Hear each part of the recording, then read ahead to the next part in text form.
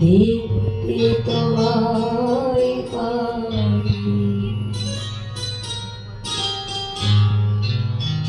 গানটি কিন্তু অনেক পুরনো, এমন কোনো মানুষ নেই যে গানটি শোনেনি।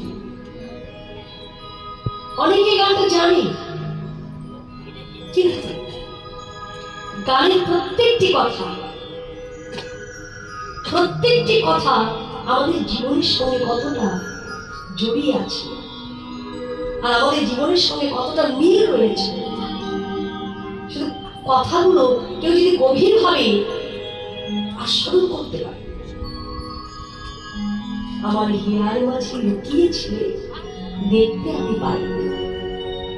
আমি দেখতে ভ্রমণ করছি, এই জেলায় যাচ্ছি, সে জেলায় যাচ্ছি, কীর্তন শ্রবণ করছি, পরিবাস হয়ে যাচ্ছি, সাধু সঙ্গ লাভ করছি। কেন? না শুধু তাকে খুঁজবার জন্য। সবার মনে কিন্তু একটা আশা আছে, একটা কামনা আছে যে একবার যদি তাকে নয়ন করে দেখতে পেতাম। কিন্তু তাকে খুঁজলে কি হবে? পরের ঘরে না খুঁজে আগে নিজের ঘরে খুঁজে।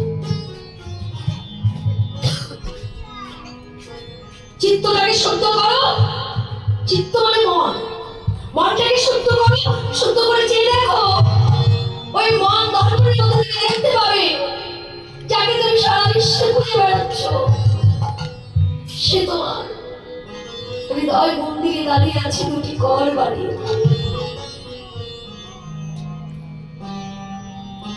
দাঁড়িয়ে আছে। যার জন্য বলি আমার হিয়ার মাঝে লুকিয়েছিলে, দেখতে তোমায় পাইনি, আমি দেখতে তোমায় পাই।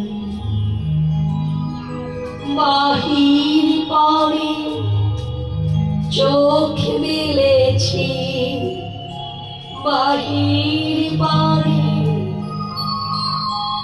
আমার হৃদয় পানে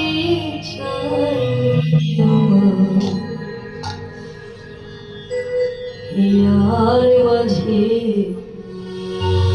লুকিয়েছিলে, দেখতে তোমায় পাই।